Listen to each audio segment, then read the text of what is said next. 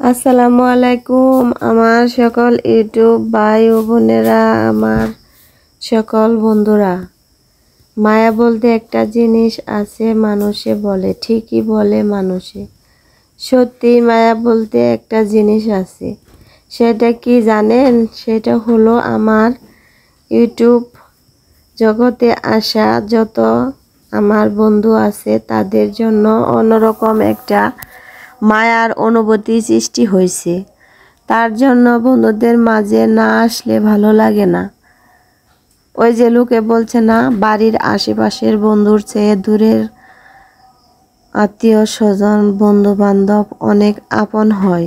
সেটাই হয়েছে। আমার যত বন্ধু আছো ইউটিউবের, তাদেরকে সকলকে জানাই আমার পক্ষ থেকে আসসালামু আলাইকুম।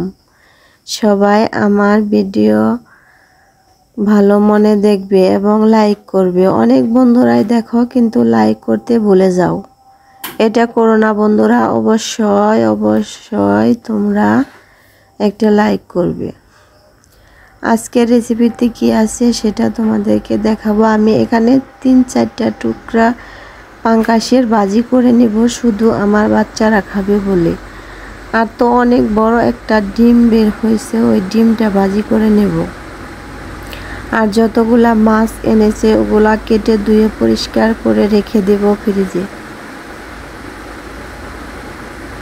দেখো বন্ধুরা, আমি কিভাবে আজকে মাছের ডিম ভাজি করি সেটাই তোমাদের মাঝে শেয়ার করা হইতেছে।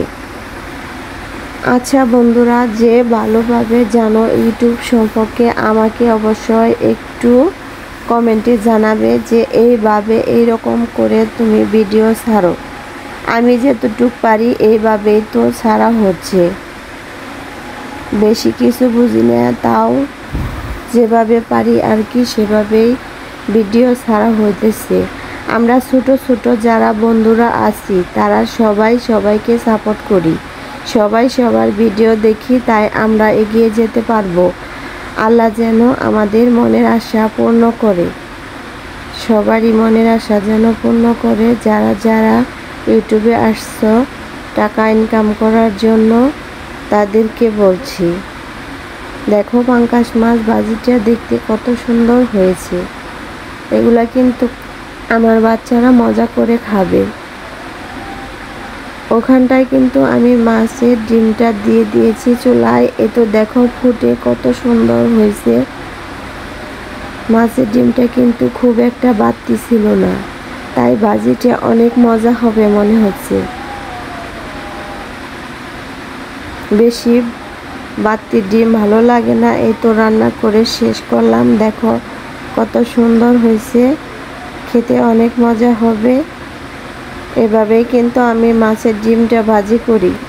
তোমরা বন্ধুরা কারা কিভাবে ভাজি করো অবশ্যই আমাকে জানাইও। আল্লাহ